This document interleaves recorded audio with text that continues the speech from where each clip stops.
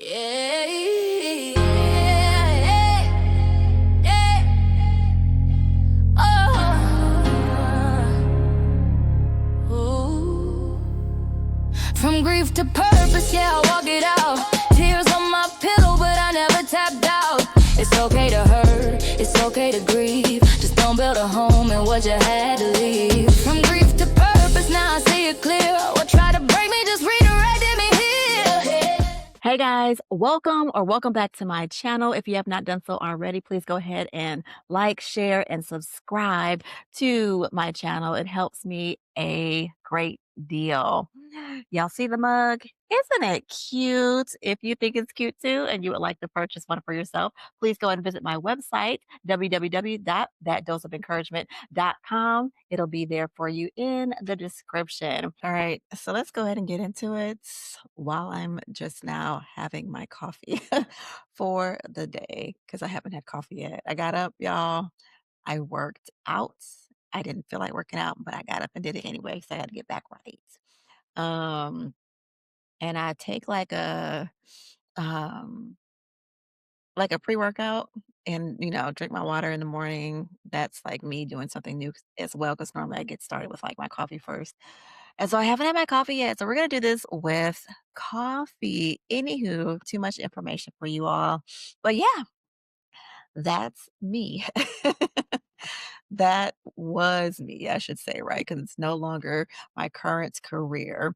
But what I wanted to do, you all, was just take you back a little bit because I realized I never really shared how I even got here, like current day, where I am now. I think I shared like bits and pieces, like a little bit of my personal, like, journey, like a little bit, but I haven't shared a lot, like real talk. So let's go into this story time. And I'm going to make it brief, but so I joined the Army in, March of 2011, and at the time that I joined, I was 31 years old at that time, and I was just in a season, like, for the reason behind me joining, I was in the season of my life where I was looking for more financial stability, because I was working 2 jobs, like, when the thoughts started stirring, like, I should join the Army, like, I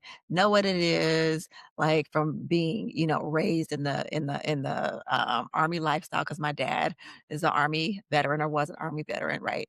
Um and he's no longer, with us. He's no longer living, but we grew up in the military, so I was like, the thoughts were stirring, and plus my dad was planting seeds in my head. Anywho, but so I was thinking about financial stability, but more so I wanted a way to finish my college degree.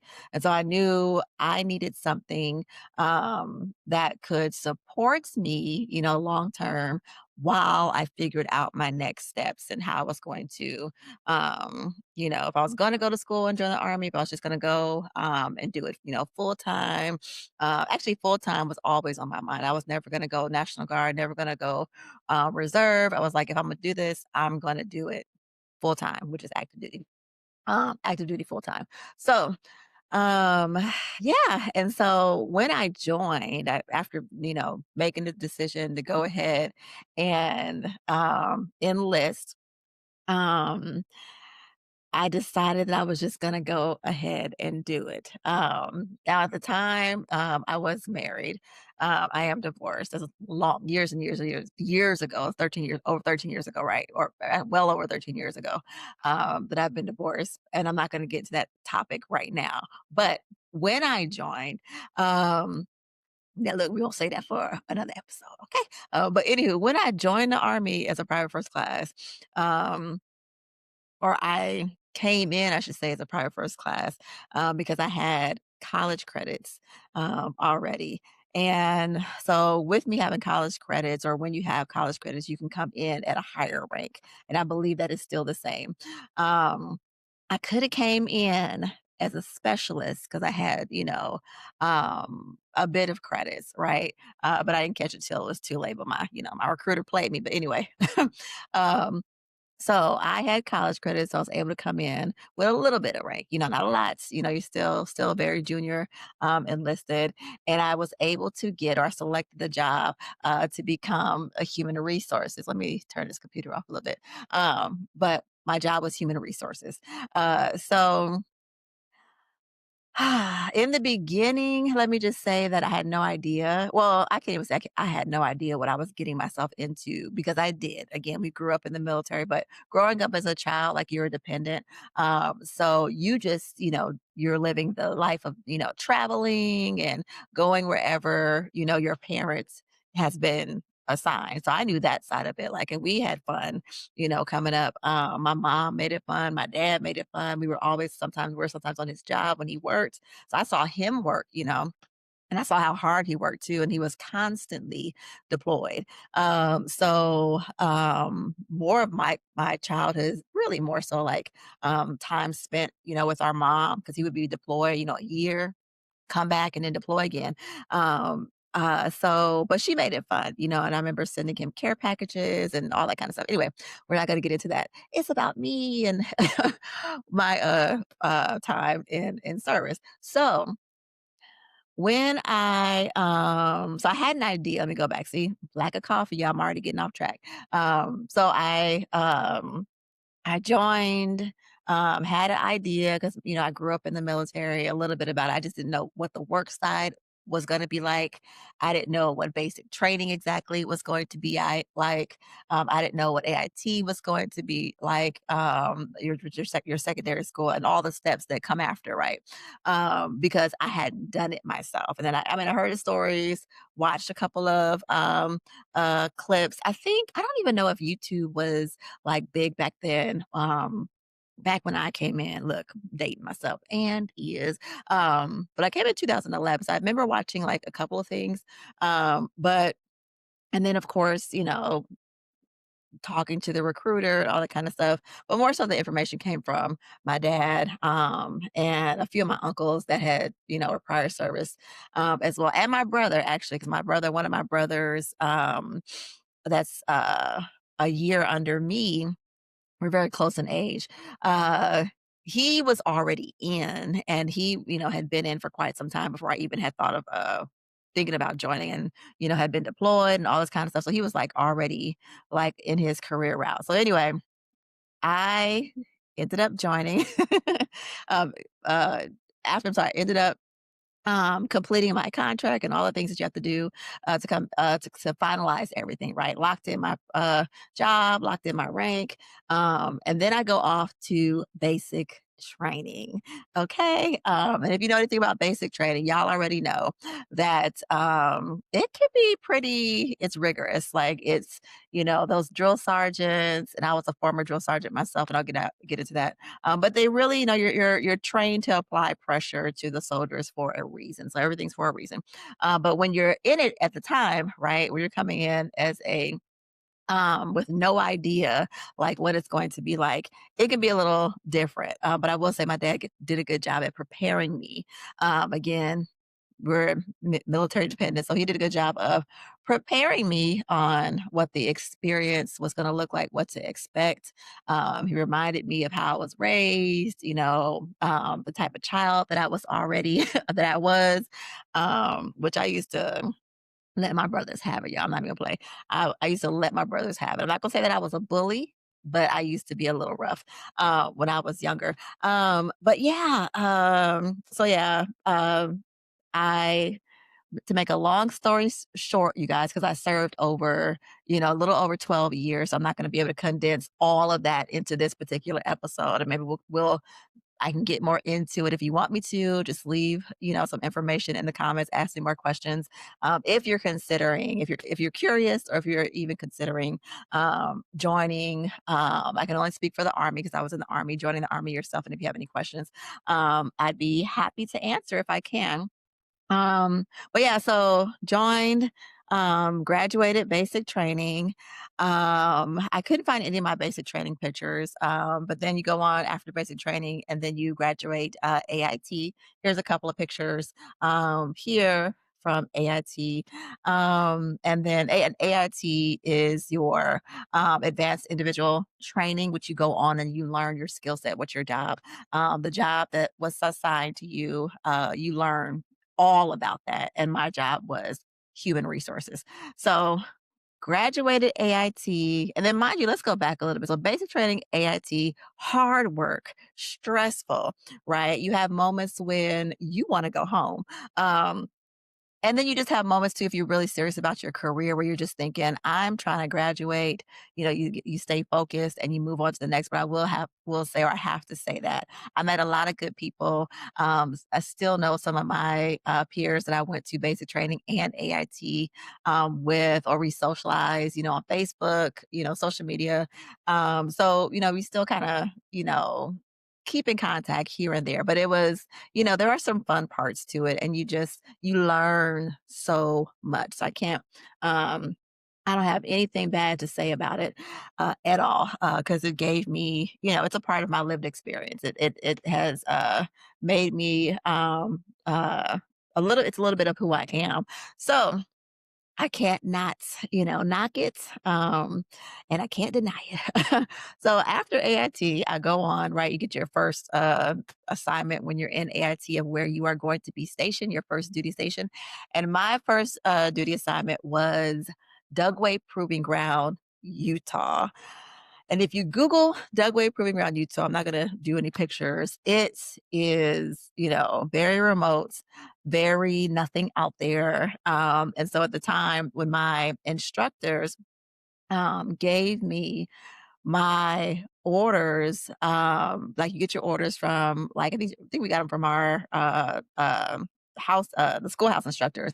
We come back to our like barracks room, or it's considered like we're like a dorm room. It's almost like a college area, like college. Like you go to school to college, you live in a dorm, so you go back to where we're living, give it to those um, um the drill sergeants there, or the instructors there, excuse me, the drill sergeants that were over us there. And they're looking up our assignment. And, when it came to mine, they were like, we don't know where you're going. And I was like, huh? What do you mean you don't know where I'm going? They had no idea like where this location was, supposedly. And I was like, okay, either y'all are playing or you all are very serious. Um, and so, yeah, but, I guess they weren't playing. I didn't know where it was. I had never at that time in my life been to Utah. It was not one of those places that my dad was stationed at, so I was not familiar with it. Because, certain duty stations fall within certain MOS branches, and his MOS, was not, that state was just not one of the ones that we were, you know, um, stationed at. So we were always at places like, Germany, Fort Bragg, because my dad was 82nd Airborne. And like we were in Germany for quite some time, actually. And we were at Fort Bragg for quite some time. Fort Campbell, I was familiar with places like that. And so when they said Utah, and I was like, okay, Lord. Like, this is interesting, because it was just weird, like an odd assignment. Out of all places, I got Utah. Not, Fort Bragg, not, like Fort's Hood, something familiar, something that was like common, like everybody else was getting, or station me somewhere in Germany. I got Utah, Dugway Proving Ground, Utah. So my thought at the time was like, oh, like, okay, like, I don't know if this is a good decision that I had made to join the army, or if this is going to be a very bad decision. Let me drink some coffee. Y'all. Hold on one second. So, and then also to pause for a second, I'm like at my workstation right now. My lights are turned down, so hence the dark background, because I need all of this. The mood is everything right now. Before I start really getting after it today with work. Anywho, so my mindset was already like, okay, where are we going? I'd already contacted my dad, and he's just like, all right, make the best of it. I don't even remember if he had heard of this place before, but we looked into like the proving grounds too before I had left with the drills. drill sergeants that were, over us to see like, okay, well, what is a proving ground, first of all? Because I didn't even know what a proving ground was. Okay. Because again, I was used to hearing like Fort Hood, like Fort Bragg. And I'm saying what the names of the bases were at the time when I enlisted, because a lot of the bases have changed their names. So I was used to that. We had, peers that were even deploying out of AIT. And I'm used to like, okay, you know, the names that they were saying for their deployments. I was used to it, the, familiarity of where they were going, because again, my brother was in and he had already, been on multiple deployments as well that my dad was in, and he had done multiple deployments. And again, we had grew up in it. So first one in my family to be stationed at a proving ground. So nobody had any like awareness um of the duty station, no relatability. The only encouragement they can give me was just get there, do your job, and just make the best of it. See what it's about. So that's what I did. So traveled to Utah. I think I drove because I had a car at the time. Ended up driving, of course. 'Cause I wanted to take my car with me. Because any duty station you get, of course, you can fly there. If you're stateside, you can drive there. I always drove if I was stationed somewhere in the US because I was taking my car with me, of course, which most people do. You pack up your stuff and then you just go to your assignment if you're located in the if it's in the US, United States. So I drove like over, I think it was like 1,960 miles, and of course I stopped along the way, made stops to like sleep and eat, and use the bathroom. Because it was a long drive by myself. This is back in the day when I could get those drives in. I can still do them a little bit, but so I drove. The drive was, it was interesting to say the least. Like, it was like I ended up running into like a storm, like a really, really, really bad storm. I don't remember if it was like a hurricane that was transpiring, but it was bad. So bad to the point I had to stop at this hotel that looked like something out of a horror movie. Went in to check in, and like the lights were out with the lady trying to check me in. Her power was out. The hotel was like, it's one of them, like it was like a motel. Anywho, got to my duty station, checked in with my uh supervisor at the time. And yeah, I ended up, staying at this particular duty station for a little bit over like the normal amount of time that you're supposed to stay on station because they fenced us in. And that's a long story. But I ended up, had my transitions within that first portion of my career and what have you with that duty assignment. And it was very interesting. Met some good people, had some great experiences, had some interesting experiences, had some experiences that, just develop you as a soldier, as a professional, and so forth. So, yeah. Uh, so from there, after, Utah, got fenced in, then my next duty assignment was Aberdeen Proving Ground, so another proving ground. And I was like, well, of course, what's up with these proving grounds? But we ended up moving as a unit. So the whole entire unit picked up and moved, but I'm not going to get into that. So fast forward into my career. My career, I would say, moved generally fast. And I think, too, again, like I came in as, a private first class. It doesn't take long, time and service, time and grade to make specialist. Again, time and service, time and grade, you're going to go up to the next rank, which is your E5 sergeant. And, because I think I was positioned at that first duty assignment, which, hey, I say could have been God, probably was God, had me there for a reason, just so I can make sure that he can make sure like, okay, you came in for a reason, so let's get you focused. And that's what I did. I was focused, enjoyed myself, enjoyed my time, did all the things. I volunteered with certain groups. But I, came in for school. So that's what I was gonna, my mindset was let's get the school done. So focused on school, focused on what I need to do to progress in my career. And that's what I did for, that length of time between my first two duty stations and within my career. So my career, was moving fast because I was focused. And I say when I say fast, I'm talking about, I hit each tick, like time and service and time and grade. Every time I knew, okay, this is the time frame that I'm supposed to be promoted. Let's go ahead and get it. I got promoted every time. And then in the beginning of my career, I got promoted with waiver as an enlisted, meaning you can get promoted a little bit earlier if you are working your tail off and doing what you're supposed to do, which is what I did, because I didn't play when it came to my money, and just career. Because I don't believe in being I never believe in being stagnant, like staying in one place too long. It definitely makes me uncomfortable, especially when I have a goal, and a career track that I know I'm supposed to be getting after. So, anyway, promoted through fairly quickly through the ranks. Took on, of course, a lot of responsibility. Ended up wearing a lot of different hats within my career. Felt like I had 50 million jobs, from, once you hit your, I would say, that MCO rank, that's when the pressure is applied. So which was, fine with me. We grew up, with the mindset of a work mindset. I've been working since I was like 14 years old.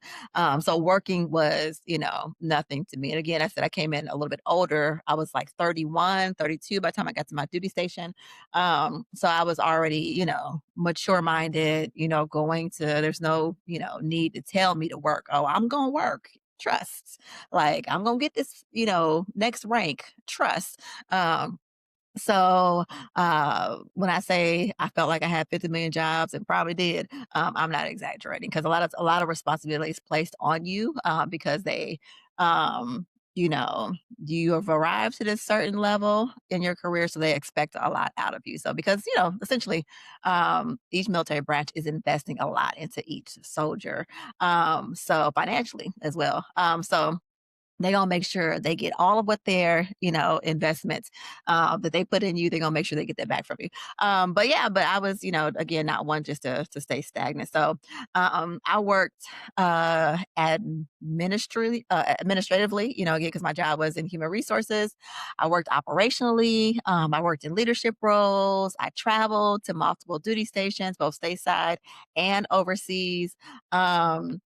And like most long careers, I experienced, a mix of leadership. I had some really great leaders and mentors who poured into me, challenged me, and showed me, what professionalism and integrity. I keep covering my mic, sorry, y'all. Looked like. So I'm so thankful for that. I also had, of course, those experiences that taught me what not to do. That's what I call them, in most military branches, and I'm not sure if it's it's probably some corporate too, but most of the time in the military, especially the army. Again, I can only talk for the army. We use that word toxic leadership a lot, and I experienced a lot of toxic leadership. Neither here nor there. Again, I always take it as a grain of salt. Like, I learned from my experiences. Again, I had a father that was in the military. I had a brother that was in. I had some family members too that were in the military. So I always pull from my mentors. Never let stuff get me too far off because sometimes people come into your um, are placed in your lane of life to distract you. Okay. To distract you from your goals. I never try to get too caught up in the distraction, and try to figure out, okay, you know what? Let me move around. Let me stay focused, because whatever they're doing is not professional, number one. And I can tell y'all some stories, but I won't, or maybe I will save it for another episode. But yeah, I had, again, like just some great career experiences. I eventually separated from the army. Let me go back. When I say great career experiences, I mean great career experiences. Like each job position, like I said, as I was moving through the ranks, it had the responsibility. If you're ever thinking about going in, and I can only speak for the army or joining the army again, maximize your maximize your opportunities, maximize, you not only don't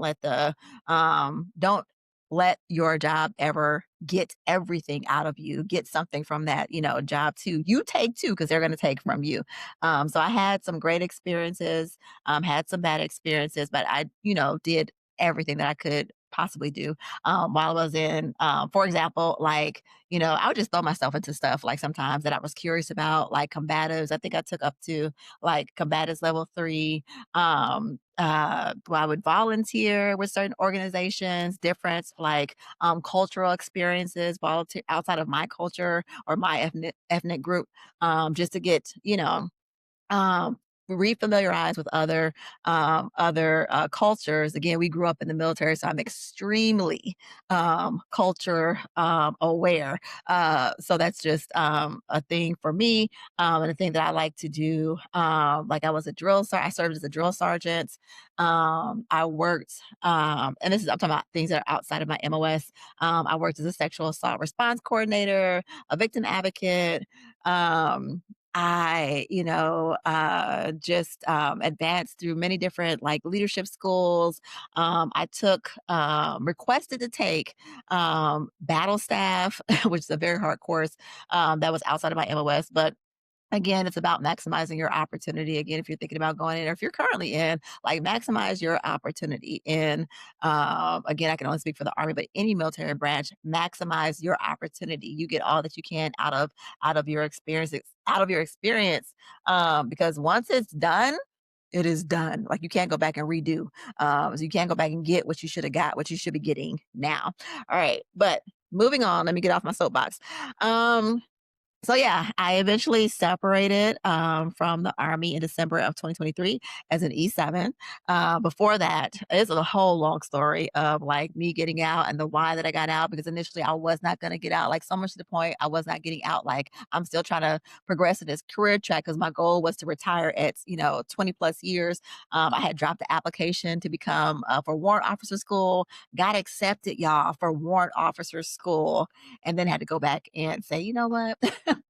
I had to deny and decline the application because of some family matters had transpired, and I'll get into that at another episode. But ended up getting out of December 2023 as an E7, um, which was like after more than a decade of service, right? So the transition, y'all, was real. When I talk about life transitions, that one was very, very real. And one, too, we don't talk about it a lot as veterans. Like we do not talk about what the process of getting out, you know, of a career that you have known for X amount of years, what that feeling is like. Yes, they give you classes when you transition. They prepare you as best as possible with things that you need to do and things like that when you're getting out. But the mind shift is a little bit different. Thank God that I was already like I'm a person that's like, okay, what's plan A, B, C, D, E, F, G? Like I always have a full plan, but sometimes life will knock your plan off to the side. And you just have to pick up, the blocks where you can pick them up and try to rebuild as best as possible. And we'll talk about that as well as a whole on a whole different episode, like life transitions, like how it was like to even transition out of the Army in my 40s. Cause I was like, I think I was 44 when I transitioned, retired out. So yeah. Um, that, was just a whole journey, by itself. Very, yeah, interesting process, very bittersweet, process to get out when I did, but it was timely. Like, it was also time, for me to transition into, something else. So, at that time, though, like I said, a lot of life was just, it happened around me. I endured. I won't go into full detail now, but to the reason of why my transition was happening like it was, I was going through family loss. I had attained caregiving responsibilities. Just like major shifts were just occurring, like all at one time. It felt like. But again, like I said, I'm gonna save that for another episode. And yeah, just because definitely it deserves its own space. It's way too much for me to talk about in this particular setting of this episode. But what I will say is that once I transitioned out, I found myself asking a big question like, okay, Lord, what's next? Like, what is next? And then just me in my own head, like planning and thinking, and what am I going to do? Thank God, like when I had, transitioned out, I had already had my bachelor's degree completed. That was done. I had, all this training, and things that I was preparing myself mentally. But then, you get out and now you have to find a job. Okay, you have to find a civilian job, and one that hopefully fits, like what it is that you're looking for. And then sometimes you just gotta take a job to take a job because a girl got bills to pay. I got bills to pay. So, with me, um, coming out and having all of this new responsibility now to include, making sure that my brother, is good. Um, it was different, to say the least. It was just a very different process. So, um, at first, I thought I knew, right? Like I started, like as I'm transitioning, like going into like this next career field, I thought I knew what I was going to do 100%, right? Because I was already in my master's program in counseling. At the time, I was focusing on marriage and family therapy. And then I shifted because I was started working with kids in school settings. So then I shifted that to the LPC route because I was like, okay, I can go into after completion of this degree, I would love to work as a school psychologist. So just because I thought that, after me getting experience from working with the students, I enjoyed it, and then I was like, "Okay, I can see how a school psychologist role would be a good career shift." But with all that, something just still did not feel like, "This is it." So I started subbing more with the, autistic population after I realized, like, I wasn't, interested in, or I should say, like, what do I wanna do is what I started thinking, like, do I just want to, be a school psychologist and work in this avenue and then maybe even work and do therapy on the side and just, like, walk people through their problems and so forth? Or, as I started working with, students with autism and different special need behaviors, like those like kiddos really started getting to me. So I began to get deeply interested in behavior and behind that and behavior systems and what real world support would look like for this particular population and beyond. Because with the degree that I'm in, and I'll get into it in a bit here, you don't just have to work with kids. But I wanted to understand, just a little bit more about what happens and how to support meaningful, change, meaningful, lasting change, and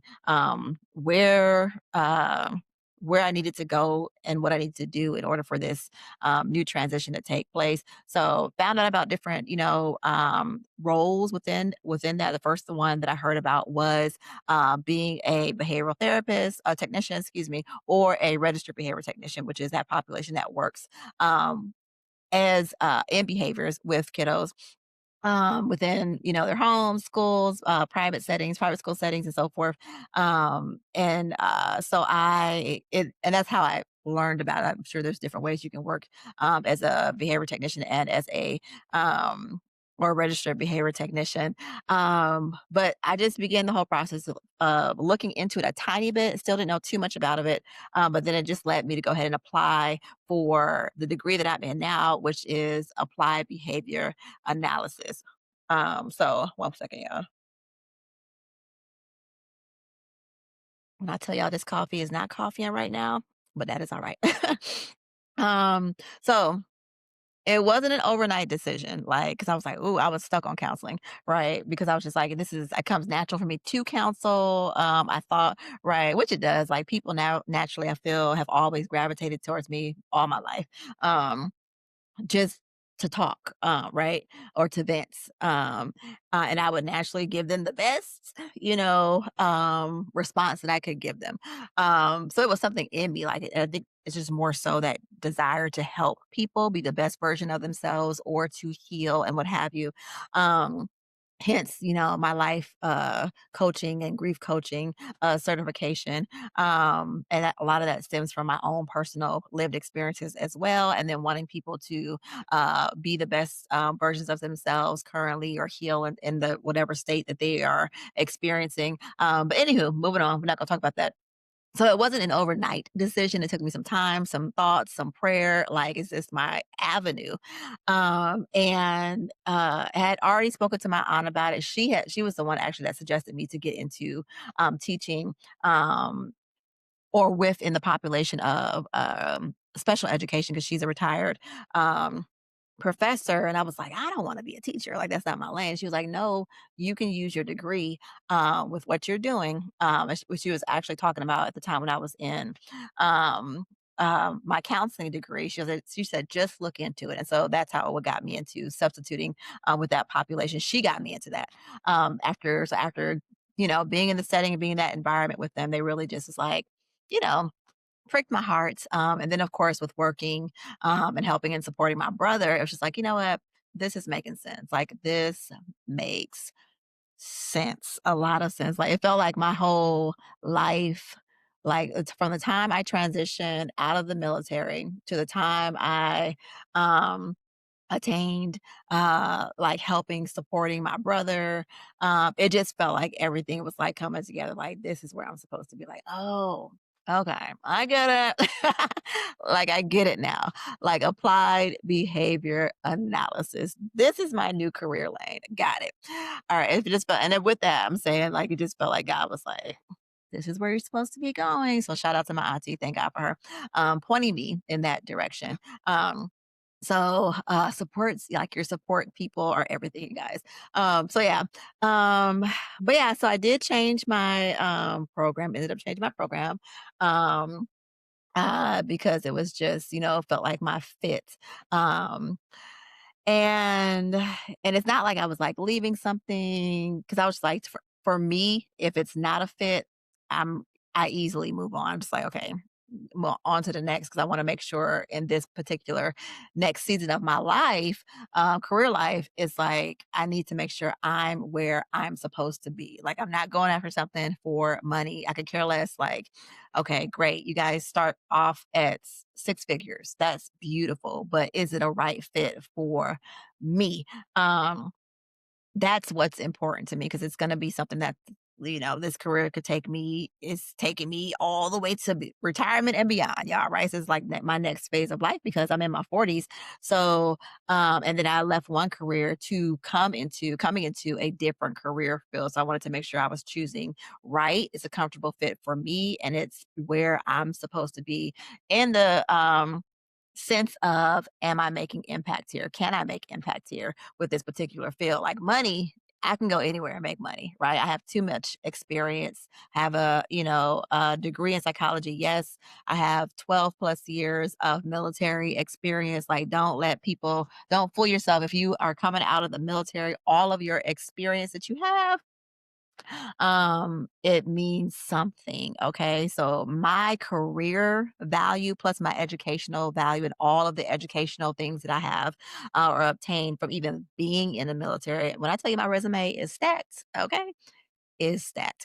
And that's a whole conversation, y'all. I'm gonna get into this transition of transitioning out of the military and everything that I went through and endured. In looking for employment. Okay. Um, but then it was a whole lot behind that, and then for me too, I just, I understood my journey and where God, saw now where God was leading me and why I got certain closed doors. Anywho, um, because sometimes when they say veterans first, that don't always means veterans first. Everybody that are these employers are not always actively looking at like your resume in full detail. Veterans, they are not always quick to hire you like ASAP. Like, yeah, it's a whole process. Anyway, we're not gonna get into that in this particular episode. But yeah, because I can rant about that all day. But yeah, so it wasn't an overnight decision again. But anyway, I'm in my program now. Ended up, submitted my application for it, got accepted. I am taking my master's in applied behavior analysis um, with Walden University. So which is an amazing school. Shout out to them. Like there's no sponsorship going on that I get from saying like the school is a great school. It is just a good school. I love them. I was at one particular school when I was doing my counseling program. I won't say the name here. And then I transferred because I did not want to go to that school any longer just because there's a lot of stuff going on with that particular school with that particular degree that I was taking and all the hoops that I felt like I was having to jump just to get the degree completed. Um, but I ended up coming upon this particular school and I love, love, love, love, love, love, love, love them down at Walden University and how they structure their curriculum and all sorts of things. So that's where I'm at. Now, is the program hard? It's hard. I would say it's hard. It's just challenging, right? Because I'm working, right? I still have caregiving responsibilities. I still have, things that I do, right? Within my own time. But, of course, um, importance, like the focus right now is school, completing this degree, um, work, my caregiving responsibilities with my brother. But it is, it's challenging. I'm not going to lie to you. It's not a cakewalk, this program, but I'm learning a lot. And I think, I'm not, I think, but I enjoy the particular program. I enjoy what I'm learning. It's a lot of research in certain classes. It's a lot of, paper writing in certain classes. And, I'm just having to remind myself, of course, just to stay focused, stay the course. I already know what it is to work hard and get after something. Um, so that's like not brand new to me. But at this stage in the game, and I don't even want to say that it's because I'm in my 40s. I just want to say it's because more so I started one program thinking I was going to be doing something else in counseling. And now this is like a restart. So it's literally been since 2023, felt like 50 million transitions, like shift, shift, shift, shift, shift, and shift again. Okay, we're changing courses again, Lord. Like, what is going on? Ooh, anywho. But now I feel like in a balanced place where I'm settled, like we are here. Like there will be not another change of degree program. We are gonna ride this mule. I don't know if that's a saying until I get my degree. Okay. So the goal is I have a tentative graduation date to graduate in February of 2027. But I'm actually thinking about taking another course, 3 courses, um, just so I can graduate this year. Okay. And I know it's not recommended. I've heard people say it. I've heard other peers talk about like don't take like too many courses. Take one course at a time. But I just feel like you have to do what you can do what you can handle. And I already know like what the grind is of having to work. Like I said, I worked full time, stressful schedules in the military, and then would still get off of work at like sometimes 5 p.m., 6 p.m., depending on what the shift was. If I was working, like a 24-hour shift or a night shift, I'm still like going to bed, getting some sleep, getting up, doing my homework and studying. So that type of like mindset is already in me. So that's why I say you have to do what it is that feels right for you when it comes to certain things. Information is great. Even the information that I'm putting out right here is great to hear from other people. But once you hear any information from anybody, whether it's social media, someone that's in your field, you have to filter all of that out and then take what's for you and leave the rest. So again, so my goal is to graduate this year, December 2026. So we'll see, you guys, how it goes, and I'll keep you guys posted. If I graduate next year, February 2027, because I was like, oh, 3 classes? Mm-mm, yeah, yeah, bad decision. Then that's what it is. But I'm shooting for 2026. But yeah, so that ABA, that's what I'm in again. ABA is just, and I don't even think I touched in detail. I would say Google it, you guys. Google what ABA is. It's such an amazing field. But I can give you a little bit of detail about it. So, if you're unfamiliar, ABA is just an abbreviation for Applied Behavior Analysis. Applied Behavior Analysis is a scientific approach to understanding and changing behavior by using evidence-based interventions to improve socially significant outcomes. So yeah, that's just in a gist of what it is, and then what made me, like, think about, um, like, other avenues. I'm always thinking about, okay, well, how am I gonna be able to use my degree? Like, am I still gonna wanna work with kids? I don't know. Do I wanna work with the adult population when I get my after the completion of getting my degree and my, license? Because in most states, you have to graduate your program, study to take the BCBA board exam, so that you can become a LBA, which is a licensed behavior analysis, and then you will then begin working. Right now, I am currently working with a particular company. I won't say the name as a behavior technician. Um, Going to take my test to become a registered behavior technician. I'll let you guys know how that goes. And collecting, I'm working with them also under the role of being a student analyst because I'm in my ABA program, my master's program. And so I'm collecting field hours right now, which is something that you have to do. Also submit to complete your, at the completion, before the completion of your degree. But yeah, but I'm always looking at different, like, ways I can, like, use this particular field. If you guys are BCBAs out there, give me some advice on, what I can do, with this degree, but I'm also always doing my research too, and I'm saying with what I can do with this degree outside of working with children. But yeah, but even with my brother and his population, like people that suffer from bipolar and schizophrenia. There's different avenues that I'm learning that you can, excuse me, learning that, with their challenges, things that, can be done. Like even, I'm just taking tips from what I'm learning. So small things like, creating simple, structured routines, breaking tasks into some smaller and manageable steps, supporting focus and comprehension, for people with this type of this disorder. Um, which is what my brother suffers from or manages now at this point. And he does it really well. He's doing really, really good. I have to give you guys a backstory about him and how amazing he is, and all the great things that he's doing, and how much he's overcome as a man, as a black man, as an individual, as a human being. But yeah, so that's pretty much it, you guys, from, how I got from that point at a career in my life, served in the military for 12 plus years, had great experiences, and now I'm pursuing my master's degree in applied behavior analysis.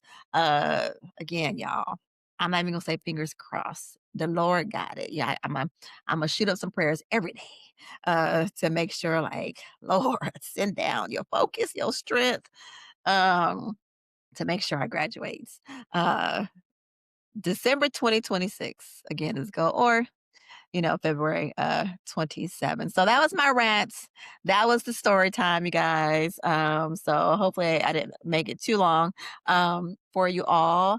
Um but yeah, it's just that was just pretty much how I got to where I am now, to date. And so why the focus is going in a new direction, why we shifted, while I'm shifting, just wanting to just let you guys come in along along the journey with me. So moving forward, I'll definitely be sharing more about my journey as it unfolds um, here and there when I can. So make sure you guys definitely just keep me encouraged. Okay, I'm encouraged. So, but keep me encouraged as I keep you encouraged. Keep me motivated as I keep you all motivated. This is still a community. So if you're out there and you're a graduate student, hit me up. Let's encourage one another, and if you have any questions, just leave your comments, y'all know where to leave them. And I will do my best to try to answer them as best as I can. But all right, you guys, don't forget to like, share, and subscribe. And I'll see you guys in the next episode. Bye. Hey.